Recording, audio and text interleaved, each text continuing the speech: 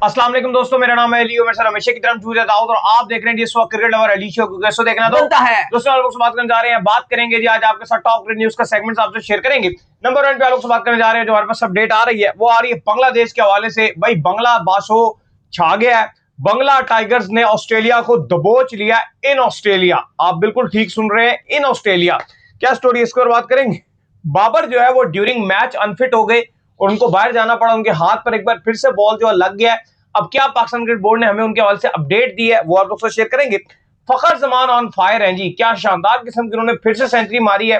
National cup में, ODI cup में back to back सेंचुरियां मार के फखर जमान ये बता रहे हैं कि भाई ओडीआई में उनसे बेस्ट कोई नहीं है। इसके ऊपर बात करेंगे। और इंडिया वर्सेस पाकिस्तान आ रहा है 5 सितंबर को। कहां पर आ रहा है, किस वेन्यू पर आ रहा है, क्या कहानी है वो आप लोग से शेयर करेंगे। बीसीसीआई के हवाले से कुछ खबर आ रही है वो आप लोग से शेयर करेंगे। और इंडिया वर्सेस श्रीलंका जो है वो स्टार्ट हो रहा है भाई कल से। इसके ऊपर बात करेंगे। पाकिस्तान के अंपायर जो है वो आपको वहां पर दिखेंगे, इस पर भी गुफ्तगू करेंगे। और पाकिस्तान की बहुत बेकार परफॉर्मेंसेस रही है अगेंस्ट कैंट। पाकिस्तान ये मैच हार भी सकता है, इवन 3 डे मैच है फिर भी पाकिस्तान हार भी सकता है। क्या स्टोरी है वो भी आप लोग से शेयर करेंगे। तो अगर आप हमारे चैनल पर पहली बार आए, चैनल को सब्सक्राइब करें, साथ ही बात का आगाज करते हैं नंबर 1 खबर के साथ। जो हमारे पास आ रही है, तो नंबर 1 खबर आ रही है वो ये आ रही है कि बांग्लादेश ने बड़ी शानदार किस्म की परफॉर्मेंसेस जो है वो दिखाई है अगेंस्ट ऑस्ट्रेलिया। दाऊद साहब, बांग्लादेश छा गया है। सुपर्ब किस्म की बैटिंग जो है वो बांग्लादेश की तरफ से देखने को मिली है। एक टाइम पर तो लग रहा था शायद बांग्लादेश जो है वो इतनी अच्छी बैटिंग ना कर पाए, लेकिन भाई तंजीद हसन ने क्या शानदार किस्म की सेंचुरी मारी है। ट्रीट टू वॉच थे तंजीद हसन की, कितनी मजे की शॉटें खेल रहे हैं। साथ दाऊद साहब के फेवरेट जो शैंटू हैं उन्होंने भी बहुत ज्यादा अच्छी इनिंग खेली। और मैं देख रहा हूँ दाऊद साहब बड़े टाइम से शैंटू पॉजिटिव इनिंग खेलते हैं। और ऑस्ट्रेलिया को इन ऑस्ट्रेलिया पकड़ना कोई खाला जी का घर नहीं है, कोई खाला जी का बेड़ा नहीं है। पाकिस्तान तो पता नहीं कब से कब तक हो गया कि पाकिस्तान को ऑस्ट्रेलिया, तो ऑस्ट्रेलिया में पाकिस्तान एक टेस्ट मैच भी नहीं जीत पाता। जीतना तो दूर की बात है, ड्रॉ करना भी पाकिस्तान के लिए जो है वो बहुत बड़ा अजाब बन जाता है। लेकिन भाई बांग्लादेश इस वक्त छाया हुआ है, उधर से लगे हुए हैं। मिचेल स्टार्क कर रहे हैं कोशिशें, हेजलवुड कर रहे हैं कोशिशें, पैट कमिंस कर रहे हैं कोशिशें, लियोन कर रहे हैं कोशिशें, कभी मार्नस लबुशेन आगे बाउंसरे मारना छोटे कद से शुरू कर देते हैं, वो कोशिशें कर रहे हैं। लेकिन बांग्लादेश छाया हुआ था भाई। बांग्लादेश तारीख रकम कर रहा है। डार्विन में बांग्लादेश ने ऑस्ट्रेलिया को नाखून चने चबवा दिए। जो हाल बांग्लादेश कर रहा है वो देखकर आंखों को यकीन नहीं आ रहा। तंजीद हसन पहले वाहिद बांग्लादेशी खिलाड़ी बने हैं जिन्होंने ऑस्ट्रेलिया के अगेंस्ट इन ऑस्ट्रेलिया 100 बना दियो। हिस्ट्री का पहला बंगाली खिलाड़ी जिसने 100 बना दिया। शैंटू ने भी कमाल किया।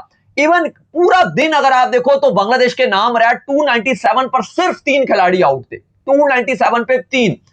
एंड के जो आखिरी 6-7 ओवर थे वहां पे एक छोटा सा मिनी कोलैप्स देखने को मिला, जहां पे आप कहो कि 297 पे 3 थे और एकदम दिन के अख्ताम पर जब 351 तक जाते जाते 6 खिलाड़ी आउट हो गए। लेकिन इतना फर्क नहीं पड़ता। बेशक ये थोड़ा जल्दी आउट भी हुए हैं, लेकिन damage has already been done. भाई डैमेज हो चुका है, डैमेज दे दिया ऑस्ट्रेलिया को। और इस टाइम ये मैच ऑस्ट्रेलिया के हाथों से ऑलमोस्ट फिसल चुका है। ये मैच इस टाइम ऑस्ट्रेलिया के हाथ में बिल्कुल भी नजर नहीं आ रहा।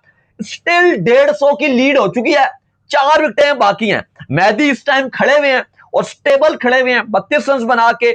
हसन महमूद जो इस टेस्ट के हीरो हैं 13 रन बना के खड़े हुए हैं, 76 गेंदें खेल ली हैं। अली साहब अगर यहां पे 40-50 रन और ऐड बांग्लादेश कर देना, 400 का ठप्पा लगाकर दे दे और फिर ऑस्ट्रेलिया को कहे आओ भाई खेलो जी सेकंड इनिंग में, तुम क्या करोगे। 200 की लीड हो और जिस तरह की बांग्लादेश की बॉलिंग है, ऑस्ट्रेलिया शदीद प्रेशराइज हुआ है। क्योंकि सब ये समझ रहे थे इंक्लूडिंग ऑस्ट्रेलियन टीम कि 200 पर बांग्लादेश का कोलैप्स होगा और फिर हम 400, 350, 500 बनाएंगे। लेकिन भाई उल्टा हो गया, कोलैप्स तो हुआ लेकिन 200 पे 200 भी नहीं करने दिया। खैर 198 पे ऑस्ट्रेलिया का कोलैप्स हुआ और फिर बांग्लादेश तो भाई स्टेबल नजर आ रहा है। 397 पे 3 और अब 350 बना चुका है। अली साहब बांग्लादेश वाकई जिस लेवल पर इस टाइम क्रिकेट खेल रहा है आपको तारीफ करनी पड़ेगी। पाकिस्तान को हमें हमारे घर पर हराया। दोनों टेस्ट मैचेस हमने कवर किए थे, हम स्टेडियम के अंदर मौजूद थे, रावलपिंडी स्टेडियम के अंदर जितने दिन थे सब में हमने टेस्ट मैच ग्राउंड से ही कवर किया था। वो बांग्लादेश ने हमें हरा दिया, हम बांग्लादेश गए, वो उन्होंने हमें हरा दिया। 4 में से 4 हराए और अब ऑस्ट्रेलिया को ऑस्ट्रेलिया में जाके पड़ गए। और अली साहब ये भी आप देखो कि इसमें नाहिद राणा जैसा प्लेयर नहीं खेल रहा जिसको सबसे उम्मीदें थी। सब ये बात कर रहे थे कि नाहिद राणा इनकी मेन इनका वेपन रहेगा और जो थ्रेड भी था 150 प्लस वाला बॉलर कंसिस्टेंसी के साथ बॉलिंग कर रहा था वो नहीं है इसके अंदर। सही है। क्या भाई बात करनी पड़ेगी जो बांग्लादेश का जो बंगाल टाइगर्स का अरूज इस टाइम आया और जो बांग्लादेश के बॉलर्स कर रहे हैं, स्पेशली रेड बॉल वो फॉर्मेट है जिसमें आप जब करते हो तो दुनिया मानती है। T20 T20 में ठीक है आप एक आध मैच कर देते हो, लेकिन वो बात लोग कहते हैं फ्लूक है। टेस्ट क्रिकेट फ्लूक नहीं है भाई। और जो इनके प्लेयर्स खेल रहे हैं उसमें एक का भी नाम फ्लूक में नहीं आता, पक्के बल्लेबाज हैं। तंजीद हसन ने बांग्लादेश की तरफ से अपना नाम लिखवा दिया है, जो हमेशा बांग्लादेश की तारीख में नाम याद रखा जाएगा कि पहला 100 इसने मारा है हिस्ट्री में ऑस्ट्रेलिया के अगेंस्ट इन ऑस्ट्रेलियाई सरजमीन में। और बहुत 23 साल के बाद दौरा है ये। बहुत खूबसूरत बैटिंग जो है वो देखने को मिली है, प्यार प्रॉपर प्यारी शॉटें, प्रॉपर ड्राइव्स। और तंजीद हसन लग ही नहीं रहा था कि ये कोई एशिया के बैट्समैन है, ऐसा लग रहा था कोई इंग्लैंड के, कोई न्यूजीलैंड के उस तरह के बैट्समैन है जिस तरह से इन्होंने ड्राइव किया। कोई एक्स्ट्राऑर्डिनरी जोर नहीं लगा, 8 चौके 1 छक्का। और प्लस आप अगर आप शंटू की बात करो 7 चौके खिलाड़ी था, 1 छक्का। मैं कहता हूं वेल डिजर्व उसकी सेंचुरी। 84 रन की उसने 9 खेली थी। हैदलवुड का शिकार बने, स्मिथ ने कैच उनका पकड़ लिया, लेकिन मुझे लगता है कि वो भी डिजर्व करते थे। सिर्फ 16 रन रह गया था, उनका भी 100 होना चाहिए था। मोमिनुल ऑस्ट्रेलिया की तरफ से टेस्ट में सबसे ज्यादा कैचेस पकड़ने वाले खिलाड़ी, बिल्कुल जी, स्मिथ टेस्ट की तरफ से सबसे ज्यादा जो कैचेस पकड़ने वाले खिलाड़ी भी बन गए।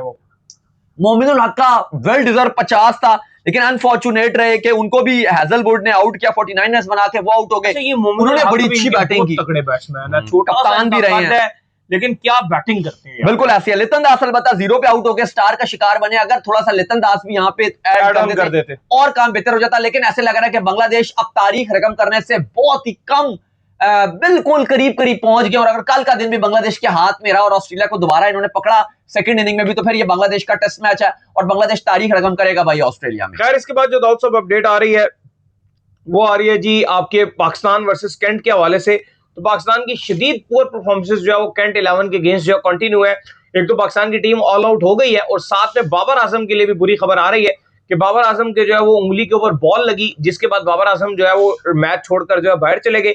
अब पाकिस्तान क्रिकेट बोर्ड ने हमें ईमेल करके और मैसेजेस कर जो हमें बताया है कि भाई बाबर आजम जो है फिलहाल जो आपका प्रैक्टिस मैच है उससे तो वो बाहर हो गए हैं, लेकिन वो 17 तारीख को प्रैक्टिस के लिए अवेलेबल होंगे जब पाकिस्तान प्रैक्टिस करने जाएगा।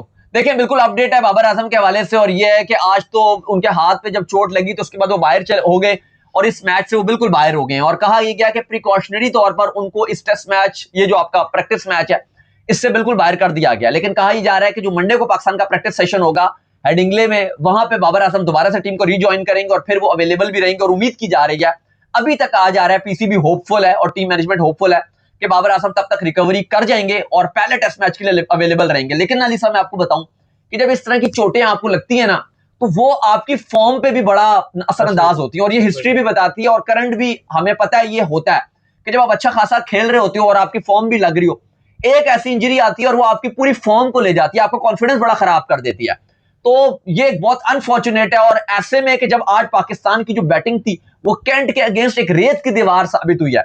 एक अब्दुल्ला शफीक है जो वेस्ट इंडीज का टेस्ट मैच जो सेकंड खेले थे, दोनों इनिंग्स में वो नॉट आउट रहे, बेहतरीन खेले थे। उन्होंने फिर रन बनाए, 61 रन उन्होंने बनाए और बड़ी शानदार बैटिंग की, 9 चौके और 1 छक्का मारा, बड़ी पॉजिटिव बैटिंग करते हुए नजर आए। लेकिन बाकी आपके सारे बल्लेबाज जो थे वो बिल्कुल तू चल में आया वाला हिसाब था। अजान अवैस बहुत ही नेगेटिव क्रिकेट खेली, टुक टुक टुक टुक कर करा के 66 गेंदें ले गए और उसके बाद आउट हुए। रन ही बना लेते भाई, इससे बेहतर जब कुछ करना ही नहीं था। फिर इसके बाद इमामुल हक उन्होंने कुछ बेहतर बैटिंग की, 37 रन बनाए। बाबर आजम 5 बनाकर चले गए। बाकी तो आपके सारे फारिग ही रहे हैं। सऊद शकील ने 30 रन बस बनाए, सलमान अली आगा 14 रन बनाकर आउट हो गए, रिजवान 22 रन बनाकर आउट हो गया, अवैस जफर। अब बात वही है कि हमारा दिल नहीं करता क्रिटिसाइज करने में, लेकिन उस टाइम हमने बोला था कि आपने ज्यादती किया। जब आप किसी का हक, किसी की जगह बनती थी टीम में, आपने अवैस जफर को नाजायज जगह दी। कामरान गुलाम, हम टीवी में भी जब जाते हैं हम बार बार बात करते हैं कि कामरान गुलाम को आपको जगह देनी चाहिए थी, नेशनल टीवी में बैठकर भी हम ये बात करते हैं। लेकिन अली साहब हुआ यह है कि आप अवैस जफर को जबरदस्ती आपने चिपकाया आकिब जावेद ने, और फिर उसकी सजा यह भुगतनी है कि उस बेचारे का भी शायद आज से 4-5 साल बाद वो आता तो अच्छा कर पाता। इवन अजहर अली के साथ मैं और अली साहब लाहौर में बैठे हुए थे, अजहर अली के साथ काफी देर हमारी गपशप लगी। उन्होंने भी यही बात कि उन्होंने कहा देखो मैं अवैस जफर के खिलाफ नहीं हूं, और हमने उनकी बात बिल्कुल सेकंड किया, हमने उनकी बात से एग्री किया।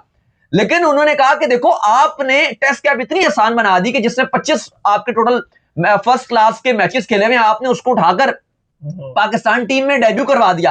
अब वो कहते हैं बेशक उसको आगे जगह ना भी मिले, लेकिन कम से कम ये तो कहलाएगा कि टेस्ट क्रिकेटर है वो। और आपने वहां भेज दिया कामरान गुलाम जो कि रन पे रन बना रहा है, उसको आप जगह नहीं दे रहे। खैर वो अभी भी 0 पर ही गए। फिर आमिर जमाल 8 पे, गाजी गौरी 27, आप ये देखो कि 11 बैटर खिला दिए अली साहब, सारे बैट, क्योंकि जाहिर है इसमें अलाउ है कि आप जितने भी कराना चाहो बैटिंग करा लो। आपने 11 बैटर खिला दिए, इसके बावजूद आपसे जो रन बने वो सिर्फ 238 बने, सिर्फ 238। और वही हुआ जो आपका टिपिकली आपके साथ होता है, जो आप करते हो वही हुआ।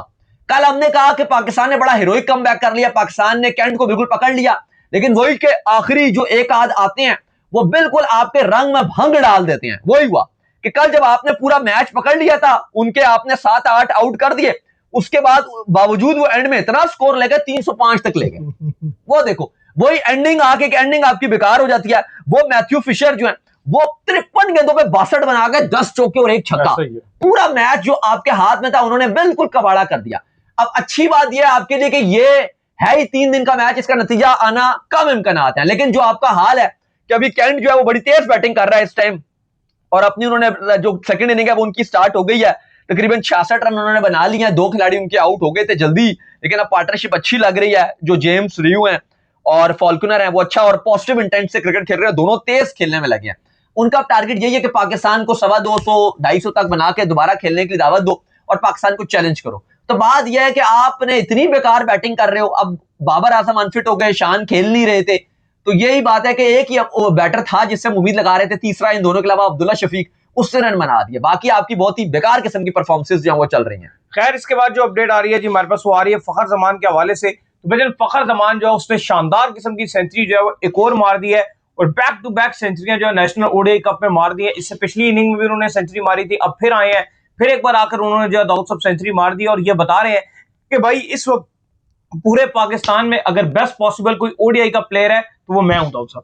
फखर जमान फायर दिखा रहे हैं भाई, फखर जमान छा गए नेशनल ओडीआई कप में, उनका बल्ला रन्स नहीं आग उगल रहा है। दूसरी सेंचुरी फखर जमान की, भाई क्या बैटिंग चल रही है फखरे पाकिस्तान की, छा गए हैं। आज भी उन्होंने कमाल किस्म की नॉक खेली, 115 रन की नॉक जिसमें 4 छक्के शामिल थे, 7 चौके, 104 इनिंग्स, 104 गेंदों में उन्होंने 115 रन बनाए। फखर जमान छाए हुए हैं। इससे पहले भी उन्होंने बेहतरीन किस्म की 123 रन की नॉक खेली थी और अब 115 रन के लिए साहब फखर जमान वाकई पाकिस्तान का वो हीरा है जो ऐसा नजर आ रहा है हमें कि अगर पाकिस्तान वर्ल्ड कप में इनको लेकर, अल्लाह करे मतलब लेकर तो जाएंगे, अल्लाह करे बस ये फिट रहें और अपनी फॉर्म में रहें। और वो बात भी ये कर रहे थे कि जो साउथ अफ्रीका की कंडीशन है वो मेरी जो टेक्निक है उसके हिसाब से मुझे बड़ा सूट करती है। भाई ये पाकिस्तान के लिए बहुत बड़ी चीज होने जा रहे हैं। तो फखर जमान की जो टीम थी उन्होंने 314 रन बनाए। शादाब और शाहीन की टीम के दरमियान मैच था, ये शादाब की टीम थी, फखर जमान उनकी टीम में खेल रहे हैं। 314 बनाए जिसमें शादाब खान ने भी 61 रन बनाए 51 गेंदों पे, उनका बल्ला भी अच्छा चल रहा है। फरहान यूसुफ ने 40 रन बनाए जबकि उमैर यूसुफ ने 74 रन बनाए। जवाब में अभी जो शाहीन है उनकी टीम की बैटिंग जारी है और बहुत ही बेकार किस्म की परफॉर्मेंसेस जारी हैं, बिल्कुल कोई खास अच्छा चेज नहीं हो रहा। 4 विकेटें ऑलरेडी गिर चुकी हैं। अगर आप बात करें तो शाहीन शाह अफरीदी ने 47 रन देकर 3 खिलाड़ी आउट जरूर किए, लेकिन कोई इतनी खास परफॉर्मेंसेस जो है वो शाहीन की टीम की नजर नहीं आ रही और लग रहा है कि शाहीन की टीम के हाथ से मैच निकल जाएगा। लेकिन फखर जमान छाए हुए हैं और वो एक बार फिर बता रहे हैं कि वो पाकिस्तान का सबसे बड़ा ओडीआई का प्रोडक्ट अगर है तो फखर जमान है, चाहे वो 2017 हो या फिर 2026 हो, नाम एक ही चल रहा है और वो है फखरे पाकिस्तान, क्योंकि आज 14 अगस्त भी है। खैर जी आप तमाम लोगों को जो वो दिल की अथक गाइयों से 14 अगस्त जो है मुबारक हो। और बाजे थोड़े कम बजाएं। हाँ बिल्कुल, बाजों का क्या दें, क्योंकि अब तो ऐसा लगता है अली साहब को 14 अगस्त आई नहीं तो बस अब मैं कोई अल्फाज इस्तेमाल नहीं करना चाह रहा। ऐसे आजादी मिल गई जैसे लोगों को आजादी मिली, इनके पता नहीं किसको आजादी मिली यार। आप रोड पे निकल जाए तो स्टक हो जाते हैं, और एक तो हुकूमत का भी कुछ समझ नहीं आता यार। 14 अगस्त में वैसे ट्रैफिक का इतना रुझान रहता है, रस्ते ऐसे बंद कर दिए, पिंडी इस्लामाबाद के कंटेनर लगा दिए, रस्ते बंद कर दिए, और जिसने कहीं जाना है वो सिर्फ बंदा जलील हो रहा है, ट्रैफिक में बिल्कुल स्टक रह गया। और फिर ऊपर से जो बाजे बजाने वाले हैं वो अपनी डैश ना करे ना तो बंदे का बीपी भी कंट्रोल हो जाए। बाजे बज रहे हैं और फिर जो पटाखे बजाने वाले हैं उनके बारे में भी कुछ कह दें। चले क्या कहना जी। खैर इसके बाद आप भी तो नहीं पटाखे खरीद के लाते? नहीं मैं नहीं यार। खैर इसके बाद जो अपडेट आ रही है वो आ रही है इंडिया वर्सेस पाकिस्तान के हवाले से जो अपडेट आ रही है, और ये आ रही है कि वुमेन्स जो है वो आमने सामने होने जा रही है। वुमेन्स का जो एशिया कप है T20 का वो आ रहा है भाई, और 5 सितंबर को जो है इंडिया वर्सेस पाकिस्तान की वुमेन जो है वो आमने सामने होंगी जी। देखिए बिल्कुल Pakistan versus India Asia cup में मध्य मुकाबले होने के लिए जा रही हैं। तो अब अगर आप इंडिया पाकिस्तान मैच देखना चाहते हैं वुमेन्स का तो 5 सितंबर लॉक कर दीजिए, क्योंकि अब जो सितंबर है वो ऐसे लग रहा है कि वो भरपूर है इंडिया पाकिस्तान के हवाले से, क्योंकि एशिया कप वुमेन्स में आपको देखने को मिलेगा, फिर एशियन गेम्स में आपको मेंस का इंडिया पाकिस्तान देखने को मिलेगा, फिर सितंबर में आपको एशियन गेम्स में वुमेन्स का भी देखने को मिलेगा। तो बहुत सारे हैं। बहरहाल एसीसी ने, जो एशियन क्रिकेट काउंसिल है, उसने वुमेन्स T20 एशिया कप की फिक्सचर्स जो हैं वो अनाउंस कर दिए हैं। दुबई इसको होस्ट करने के लिए जा रहा है। पाकिस्तान अपना पहला मुकाबला पाकिस्तानी टाइम के मुताबिक शाम को 7:30 बजे थाईलैंड के अगेंस्ट खेलेगा दुबई इंटरनेशनल स्टेडियम में। पाकिस्तान अपना दूसरा मैच 5 सितंबर को भारत के अगेंस्ट खेलेगा दुबई में ही शाम 7:30 बजे। पाकिस्तान 7 सितंबर को अपना तीसरा मैच हांगकांग के अगेंस्ट खेलेगा दुबई ही में। फिर बारी आएगी सेमीफाइनल्स की। अगर पाकिस्तान जाता है, उम्मीद है कि पाकिस्तान टीम सेमीफाइनल में चली जाएगी। 10 और 11 तारीख को 2 सेमीफाइनल्स हैं, जबकि 13 सितंबर को फिनाले रखा गया 7:30 बजे दुबई स्टेडियम में। तो ये फिक्सचर्स हैं। और फिर आपको बताया कि सितंबर के आखिरी हफ्ते में आपकी एशियन गेम्स का जापान में आगाज हो जाएगा। वहां भी आपको इंडिया पाकिस्तान देखने को मिलेंगे अगर दोनों फाइनल में पहुंचे तो। खैर, इसके बाद जो अपडेट आ रही है वो आ रही है बीसीसीआई के हवाले से। क्या अपडेट है जी बीसीसीआई को लेकर? देखिए, बीसीसीआई एक बड़ी तब्दीली करने के लिए जा रहा है और तब्दीली यह है कि बीसीसीआई एक बिग रोल में वीवीएस लक्ष्मण को ला रहा है, क्योंकि लक्ष्मण के हवाले से काफी चल रहा है कि वो हेड कोच बन सकते हैं, वो बीसीसीआई की सिलेक्शन कमेटी में आ सकते हैं, इधर आएंगे। अब तो आला ओहदेदार बनने जा रहे हैं भाई। बिल्कुल। अब उनको BCCI director of cricket, BCCI जो डायरेक्टर ऑफ क्रिकेट का ओहदा है वो उनको देने के लिए जा रहा है, जिसमें सारी आप कह लो कि चीजें शामिल होंगी, इंक्लूडिंग जो उनकी डोमेस्टिक क्रिकेट है, इंक्लूडिंग जो कोचेस या सिलेक्टर्स को लगाने हैं, उसमें भी जो बड़े बड़े फैसले हैं उसमें भी उनकी अब से शामिल होगी। तो ये एक बड़ा फैसला किया जा रहा है। वीवीएस लक्ष्मण अब बीसीसीआई के साथ डायरेक्टर ऑफ क्रिकेट का काम अदा करेंगे। इससे पहले वो एनसीए जो उनकी एकेडमी थी उसके साथ वो काम कर रहे थे, और जब गौतम गंभीर अनअवेलेबल होते थे, जैसे जिम्बाब्वे की सीरीज है, छोटी सीरीज में वो हेड कोच के फराइज अंजाम भी दे रहे थे। खैर, इसके बाद जो अपडेट आ रही है वो आ रही है इंडिया और श्रीलंका के हवाले से। तो भाई खबर जो है वो ये आ रही है कि इंडिया वर्सेस श्रीलंका जो है उसका आगाज होने जा रहा है। कल से जो है टेस्ट मैच का दाऊद साहब आगाज हो जाएगा। पाकिस्तान अंपायर्स भी नजर आएंगे भाई आपको। देखिए, बिल्कुल इंडिया और श्रीलंका की टेस्ट सीरीज का आगाज कल से हो रहा है। आज शुभमन गिल और धनंजय डी सिल्वा जो हैं, जो श्रीलंका के न्यूली अपॉइंटेड कैप्टन हैं, उन्होंने ट्रॉफी के साथ फोटो शूट भी किया और कैप्टन्स टॉक वगैरह भी हुई। लेकिन अब कल से इंडिया और श्रीलंका का फर्स्ट टेस्ट मैच का आगाज हो रहा है 15 अगस्त से। मजे की बात यह है कि जो पाकिस्तानी अंपायर हैं एहसन रजा, वो यहां पर अंपायरिंग करेंगे।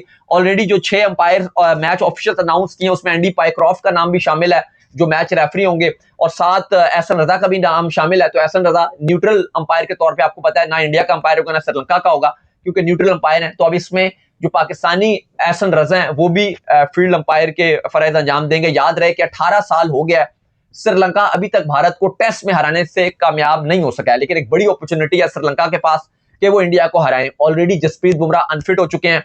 श्रीलंका के कैंप में भी कुशाल मेंडिस और निसांका जो हैं वो अवेलेबल नहीं रहेंगे। इंडिया भी इंजरी के साथ जूझ रहा है। साई सुदर्शन भी उनके अनफिट हो गए थे, बुमराह भी उनके अनफिट हो गए थे। तो एक अच्छी अपॉर्चुनिटी है श्रीलंका के पास कि इन श्रीलंका अच्छी स्पिन कंडीशन बनाकर वो इंडिया को फंसा सकते हैं। वैसे खबरें तो यही हैं कि हमें थोड़ी सी स्पिन विकेट जो है वो देखने को मिलेगी। तो चलिए, उम्मीद करते हैं आज हमारे शो आपको आएगा। वीडियो को लाइक कीजिए, हमारे चैनल को सब्सक्राइब कीजिए, साथ ही बेल आइकन बजाइए। एक और काम कर लीजिए और वही कर लीजिए, इंस्टाग्राम पर जाइए और जाकर इनको फॉलो कीजिए। इंस्टाग्राम पे मुझे फॉलो कर लीजिए, वहां पे मैं मौजूद हूं दाऊद क्रिकेट के। इंस्टाग्राम पे कोई सवाल हो तो भेजिएगा और इनको भी फॉलो कीजिए। मैं ऑफिशियल के नाम से डिस्क्रिप्शन में मौजूद है, जाइए फॉलो कीजिए। आप सब नेक्स्ट में, तब तक के लिए अल्लाह हाफिज, बाय बाय।